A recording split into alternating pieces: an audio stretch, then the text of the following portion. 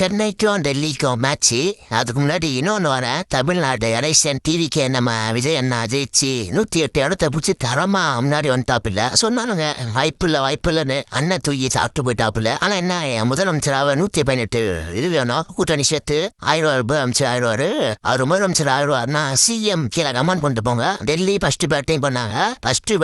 அவனே பார்த்தீங்கன்னா ஒரு 3 ஹவருக்கு ஸ்லோ தான் ஆடினாங்க. அதுக்கப்புறம் விக்கெட் விழுந்துச்சு ஒரு 2 கிட்ட. அப்புறம் ஸ்லோவாக தான் ஸ்டார்ட் பண்ணாங்க. அப்புறம் டப்ஸ் சமரிசி பார்த்தீங்கன்னா 40 ரன்னு, டப்ஸ் 38 அந்த மாதிரி அடிச்சு ஸ்கோர். ஆனால் கம்மி தாங்க, 155 ஸ்கோர் தான். ஆனால் சிஎஸ்கே போலிங் சூப்பராக போட்டாங்க. ஐயோ என்ன மாதிரின்றீங்க, தரமா போடுறான். போலிங் இல்லைன்றோம், ஒரு பேட்டிங் இல்லை அப்படின்னு நம்ம நினைக்கிறோம். ஆனால் பேட்டிங் ஆடுறாங்க. போலிங் இதை நினைக்கிறோம், நான் போலிங் சூப்பராக போடுறானுங்க. சரி, அதுக்கப்புறம் என்ன ஆச்சுன்றீங்களா, போலிங் சூப்பராக போட்டாங்க. அதில் விக்கெட் எடுத்து ஆடினா 152, முகல் சௌத்ரி 1, அப்புறம் எல்லாரும் ஒன்று அப்படியே எடுத்துட்டாங்க. சூப்பராக போட்டாங்க. அது அடுத்து சென்னை சூப்பர் கிங்ஸ் பேட்டிங் வந்தாங்க. கொஞ்சம் ஸ்லோ தான் ஸ்டார்ட் பண்ணாங்க.